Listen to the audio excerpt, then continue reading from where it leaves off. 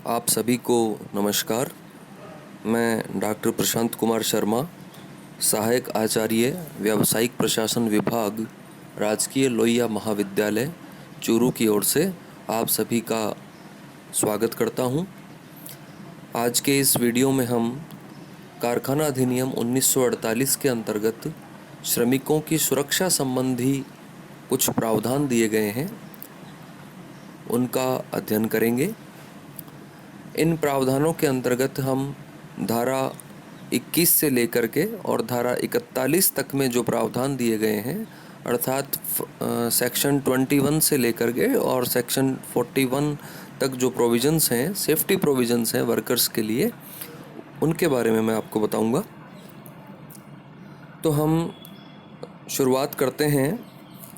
कारखाना अधिनियम 1948 के अंतर्गत श्रमिकों की सुरक्षा संबंधी जो प्रावधान हैं,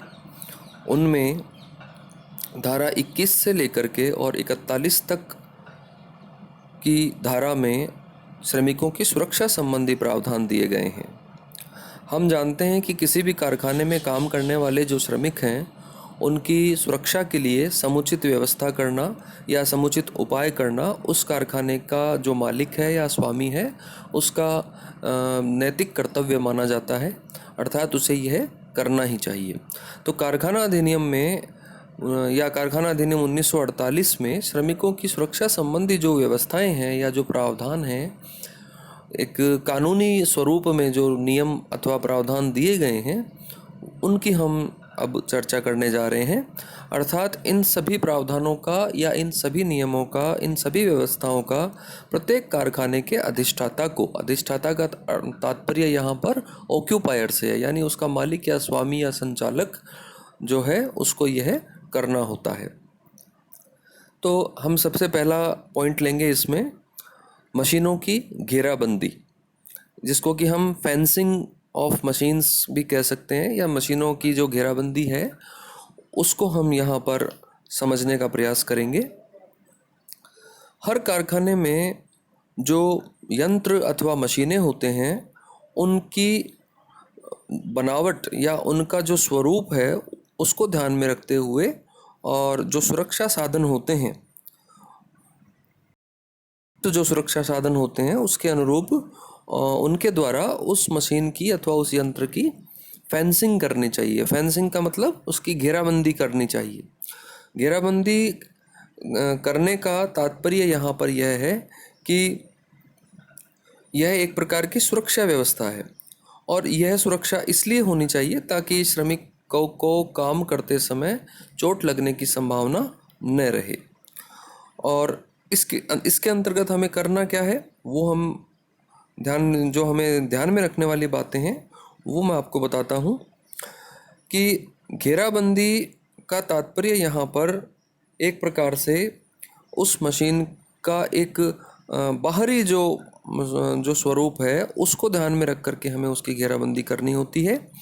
घेराबंदी के संबंध में कारखाना अधिनियम 1948 की धारा 21 में कानूनी प्रावधान दिए गए हैं, और मशीन का जो यंत्र का जो खतरनाक हिस्सा होता है,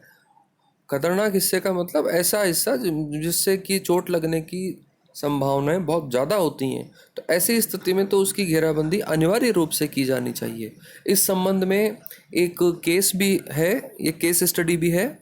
कर्मचारी राज्य बीमा निगम बनाम मैसूर प्रीमियम मेटल फैक्ट्री के बीच में एक वाद हुआ था, एक केस हुआ था। तो उस स्थिति में न्यायाधीश जो थे उन्होंने यह डिसीजन दिया था कि जो मशीन का खतरनाक हिस्सा या भाग होता है उसकी घेराबंदी करनी अनिवार्य होती है। दूसरी बात यह भी है कि घेराबंदी से कुछ मशीनों को या कुछ यंत्रों को छूट भी दी गई है, तो वो जो छूट है वो भी कानूनी प्रावधानों के अंतर्गत ही दी गई है। यह छूट यह स्पष्ट करती है कि यदि कोई मान लीजिए विद्युत उत्पन्न करने वाला यंत्र है, अथवा कोई मोटर है या रोटरी कन्वर्टर है या उसका कोई हिस्सा है, या कोई ट्रांसमिशन मशीनरी है, या उसी मशीन का कोई रिस्क उत्पन्न करने वाला या जोखिम उत्पन्न करने वाला कोई हिस्सा है तो हमें उसकी घेराबंदी से और छूट मिली हुई है, लेकिन यह छूट भी कुछ निश्चित प्रावधानों के अंतर्गत ही दी गई है। तो ये छूट इस एक प्रकार से उस मशीन या यंत्र की बनावट को ध्यान में रख करके दी गई है। तीसरी बात यहाँ पर यह उल्लेखनीय है कि यदि राज्य सरकार का तात्पर्य यहाँ उस सरकार से है जिस राज्य में वह कारखाना स्थित है, जहाँ पर कि वो यंत्र अथवा मशीन लगाई गई है। तो राज्य सरकार यदि आवश्यक समझती है कि किसी मशीन अथवा यंत्र के संबंध में विशेष सावधानी रखने की आवश्यकता है तो वो इस संबंध में उपयुक्त नियम बना सकती है और उन्हें लागू करवा सकती है। तो श्रमिकों की सुरक्षा को ध्यान में रखते हुए और राज्य सरकार चाहे तो कुछ विशिष्ट शर्तों के साथ किसी मशीन की घेराबंदी से छूट भी प्रदान कर सकती है, और यह जो छूट दी जाएगी यह छूट राज्य सरकार के द्वारा इस बात का या इस आशय की संतुष्टि के उपरांत दी जाएगी कि उससे किसी श्रमिक के जान अथवा माल को नुकसान नहीं होगा। यह सुनिश्चित करने के उपरांत ही वह छूट दी जाएगी। इसके अतिरिक्त मशीनों या जो यंत्र हैं उनकी घेराबंदी के संबंध में यह बात उल्लेखनीय है कि यदि किसी मशीन का या यंत्र का कोई भाग या कोई हिस्सा खतरनाक प्रकृति का है, यानी कि हजार्डस है या उससे बहुत ज़्यादा जोखिम है, तो उसकी तो घेराबंदी होनी ही चाहिए। अब खतरनाक भाग किसको माना जाए? खतरनाक भाग उस हिस्से को माना जाएगा जिस हिस्से में काम करने से या उस हिस्से में जाने से उस श्रमिक का जीवन असुरक्षित हो जाता हो या उस श्रमिक का जीवन जो है असुरक्षा की स्थिति में आ जाता हो। तो इस संबंध में भी एक केस हुआ है, JB मंगाराम एंड कंपनी बनाम कर्मचारी राज्य बीमा निगम का ये केस है। इस मामले में भी न्यायाधीश ने यही निर्णय दिया कि खतरनाक भाग की जो घेराबंदी है वो इस प्रकार से होनी चाहिए ताकि श्रमिक सुरक्षित रह सके।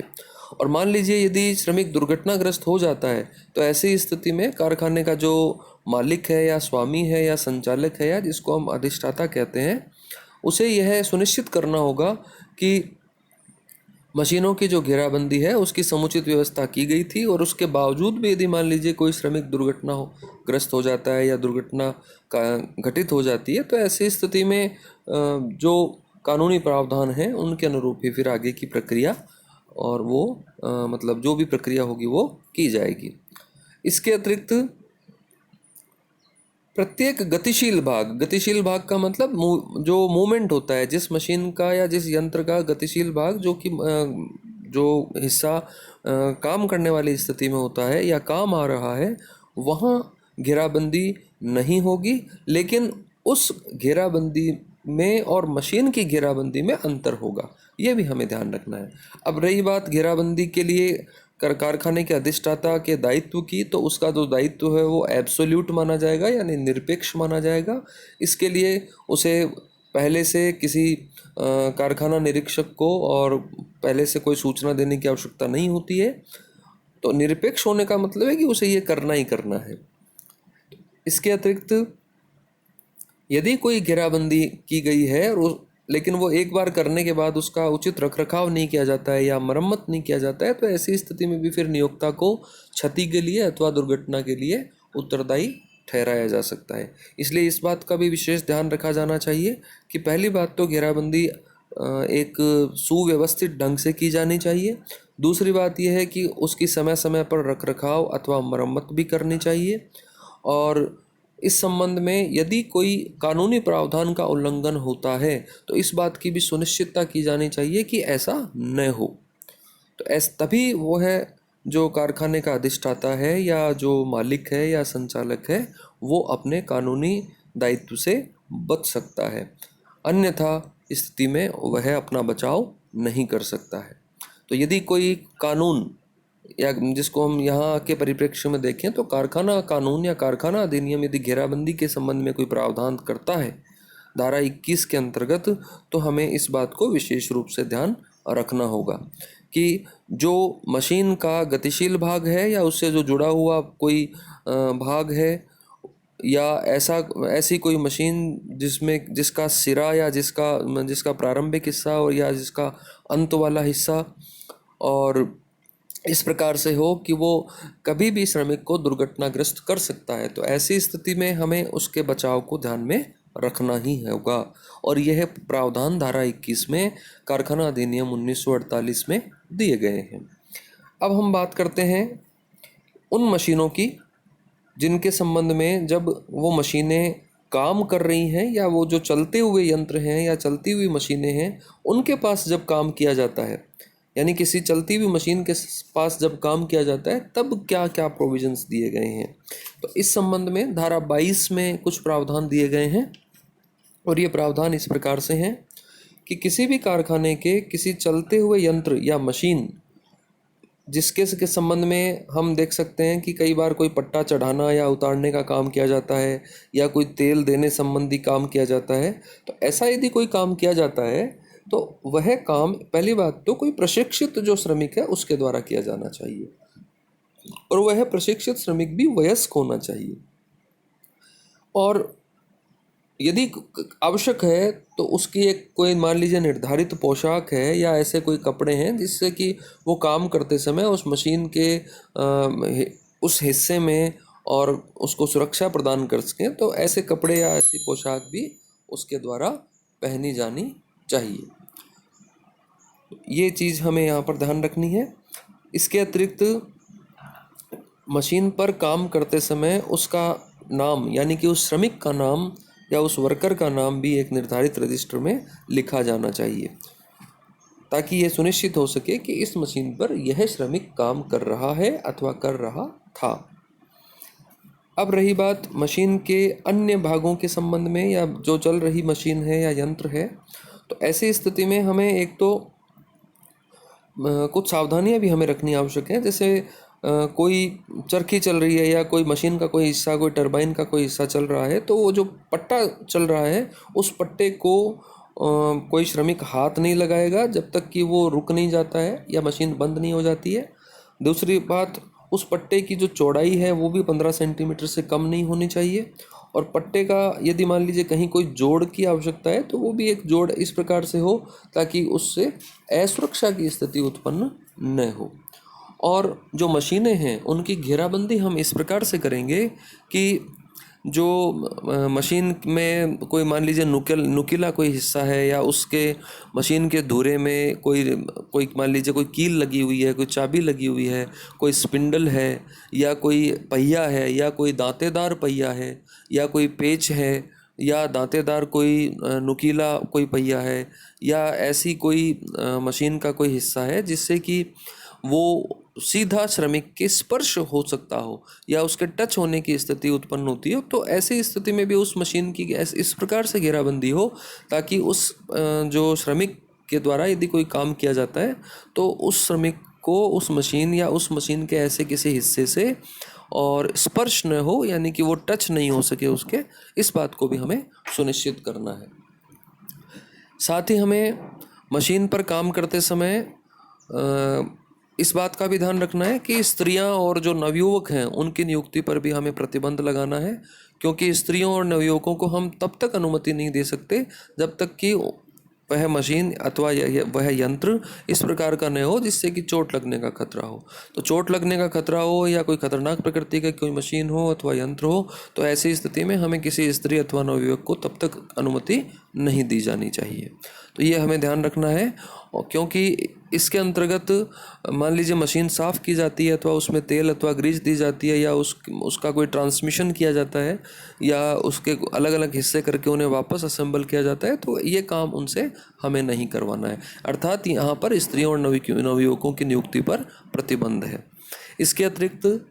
राजस्थान सरकार या किसी भी राज्य की सरकार, मान लीजिए राजस्थान में कोई फैक्ट्री है तो राजस्थान सरकार होगी, मध्य प्रदेश में है तो मध्य प्रदेश सरकार होगी, उत्तर प्रदेश है तो उत्तर प्रदेश सरकार होगी। ये मैं आपको उदाहरण के लिए बता रहा हूँ। यानी जिस भी राज्य में कोई फैक्ट्री स्थित है उस राज्य की राज्य सरकार उस सरकार के द्वारा, और किसी कारखाने या कारखाने का कोई वर्ग है या कोई विशिष्ट कारखाना है उसमें यदि कोई मशीन या यंत्र है तो उसके संबंध में और कोई प्रतिबंध भी लगा सकती है, कोई नियम बना सकती है, व्यवस्थाएं लागू करवा सकती है, उस मशीन को प्रतिबंधित भी कर सकती है, या उस मशीन पर काम करने संबंधी विशिष्ट नियम या प्रक्रिया का भी निर्माण कर सकती है। तो ये सारी बातें भी हमें ध्यान में रखनी है। तो इस प्रकार से इस वीडियो में अभी हमने केवल 2 ही पॉइंट्स को कवर किया है। बाकी जो पॉइंट्स हैं हम उनको इस वीडियो के बाद जो नेक्स्ट वीडियोज़ मैं आपको समय समय पर अभी उपलब्ध करवाऊंगा, उन वीडियोज़ में आपको ये जो नेक्स्ट इसके आगे के जो बिंदु हैं, जो कि धारा 23 से लेकर के 41 तक में सम्मिलित होंगे, वो मैं आपको नेक्स्ट वीडियोज़ में उपलब्ध करवाऊंगा। तो आज के लिए इतना ही। आप सभी का धन्यवाद।